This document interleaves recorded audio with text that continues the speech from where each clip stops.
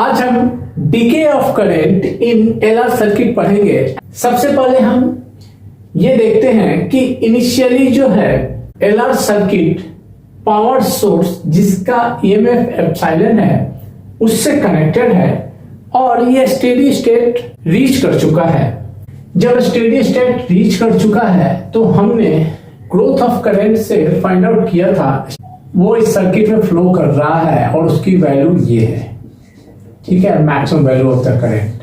अब क्या करते हैं हम, ये जो की है सडनली यहां से रिमूव करके इससे टच कर देता है, इस पॉइंट से टच करता है।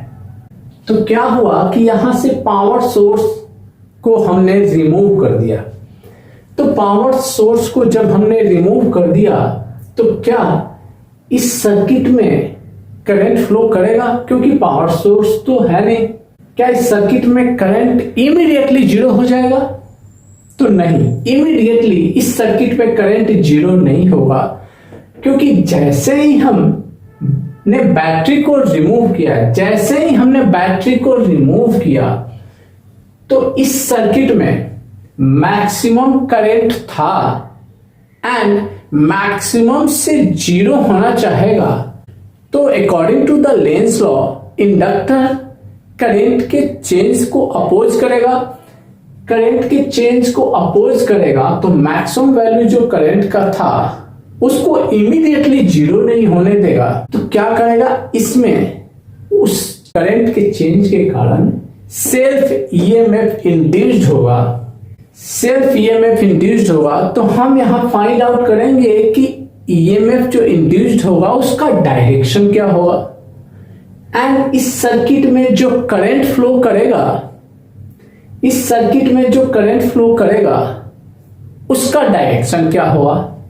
तो जैसा कि इनिशियली जब पावर सोर्स कनेक्टेड था तो इसमें इस डायरेक्शन में करंट फ्लो कर रहा था, ठीक है, स्टेडी स्टेट में था वो। जब हमने इसको रिमूव किया तो इस इंडक्टर में करंट इसी डायरेक्शन में फ्लो करेगा, बट करंट धीरे धीरे डिक्रीज करेगा, सडनली जीरो नहीं होगा, क्योंकि ये अपोज करेगा चेंज को। इंडक्टर अपने अंदर जो चेंज है उसको अपोज करेगा, जिसके कारण इसमें सेल्फ इंड्यूस्ड ईएमएफ डेवलप होगा एंड सेल्फ इंड्यूस्ड ईएमएफ जो है उस डायरेक्शन में करंट भेजना चाहेगा कि करंट जिस डायरेक्शन में डिक्रीज हो रहा हो उसको कंपनसेट करे। तो करंट इस डायरेक्शन में फ्लो तो कर रहा था बट डिक्रीज कर रहा है, तो जो ईएमएफ इंड्यूस्ड होगा इंडक्टर में वो करंट किस डायरेक्शन में भेजेगा, करंट इस डायरेक्शन में भेजेगा। मतलब यहाँ पे जो इंड्यूस्ड ईएमएफ है उसका डायरेक्ट, इसका पॉजिटिव टर्मिनल जो है ना सेल्फ इंड्यूस्ड ईएमएफ का ये होगा और नेगेटिव टर्मिनल ये होगा। मतलब ईएमएफ का डायरेक्शन ये होगा इंड्यूस्ड का, ठीक है। ये भी बोल सकते हैं कि हमने बैटरी को तो रिमूव कर दिया तो फिर करंट क्यों फ्लो करेगा इसमें?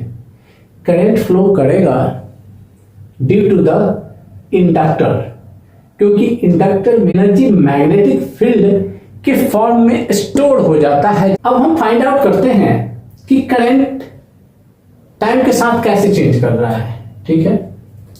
तो क्या क्या हमने देखा, t is equal to zero पे सडनली करंट की वैल्यू जीरो नहीं हुई। तो मान लेते हैं at any instant of time t इस सर्किट में करंट तो इसी डायरेक्शन में होगा बट उसकी वैल्यू डिक्रीज करेगी।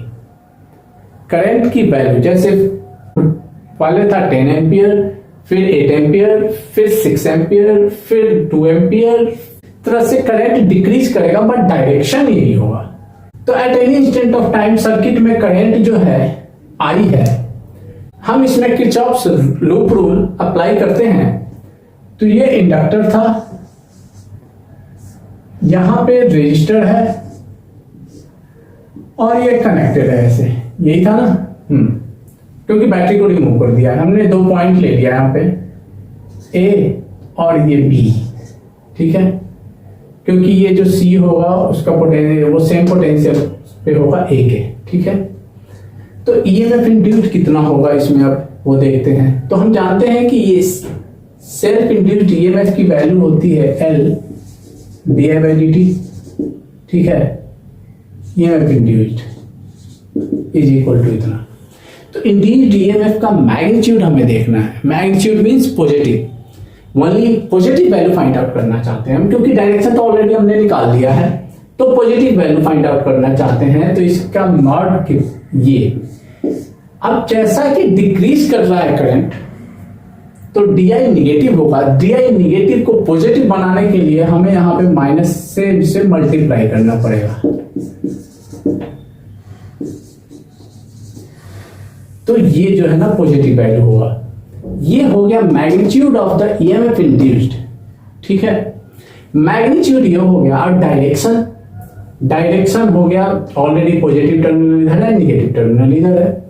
तो हम किरचॉफ्स लूप रूल इसमें अप्लाई करेंगे, तो VA minus VA is equal to 0 लिख सकते हैं। तो VA minus VB plus VB minus VA is equal to 0। VA minus VB, VA ये लो पोटेंशियल पे है और हाई पोटेंशियल पे है। तो लो पोटेंशियल से हाई पोटेंशियल को करेंगे तो हमारा वैल्यू निगेटिव आएगा। अब निगेटिव यहाँ पॉजिटिव हो जाएगा, तो L di/dt हो जाएगा।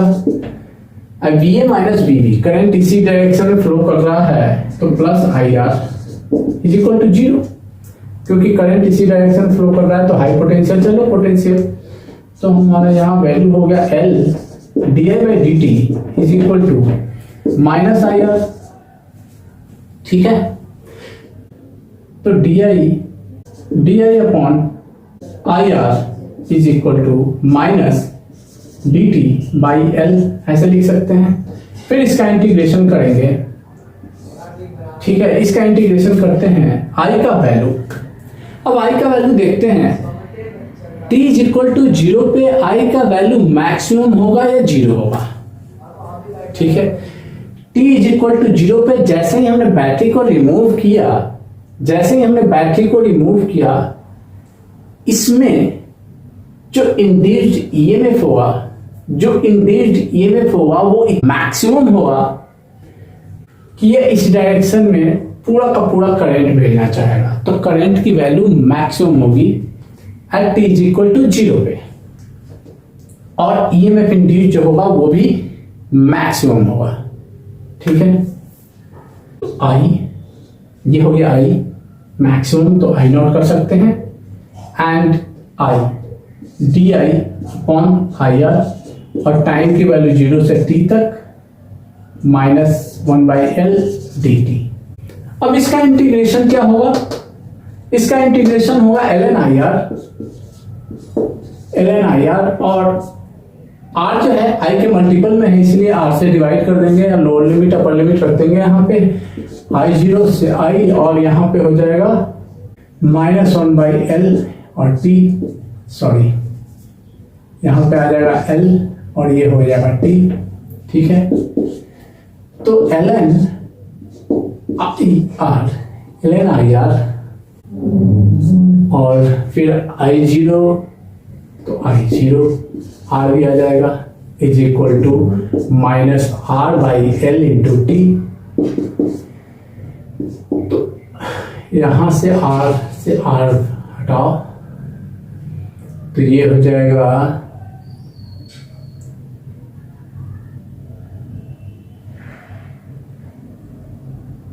I upon I0 is equal to e to the power minus R upon L into t। I का वैल्यू हो जाएगा I0 e to the power minus R upon L into t। ये equation find out हो गया कि current time के साथ कैसे चेंज हो रहा है इस सर्किट में, ठीक है। तो यहां से ये कंक्लूजन निकला कि at t is equal to 0 पे करंट का वैल्यू मैक्सिमम होगा I0, एंड मिनिमम कब होगा, मिनिमम मीन्स 0 कब होगा, क्या ये वैल्यू कभी 0 हो सकता है? ये तभी पॉसिबल है जब टाइम का वैल्यू इंफिनिटी हो जाए। तो टाइम जब इंफिनिटी हो जाएगा तो करंट इस सर्किट में 0 हो जाएगा। बट प्रैक्टिकली इनफाइनाइट टाइम नहीं लगता है, it will take some time to reach the almost zero value of the current in the circuit. तो हमने यहां से क्या क्या सीखा कि इस सर्किट में डीके ऑफ करंट जब होता है तो करंट का वैल्यू मैक्सिमम होता है at t is equal to zero पे। हम सेल्फ इंड्यूस्ड ईएमएफ भी फाइंड आउट कर सकते हैं। जो ईएमएफ इंड्यूस्ड है उसकी वैल्यू होती है L D I by D T, ठीक है ना। तो हमारा जो आई आया था I zero e to the power minus R upon L into T, यही आया था ना। तो इसको जब डिफरेंशिएट करेंगे विथ रिस्पेक्ट टू टाइम और एल से मल्टीप्लाई करेंगे तो हमारा इंड्यूस्ड ईएमएफ आ जाएगा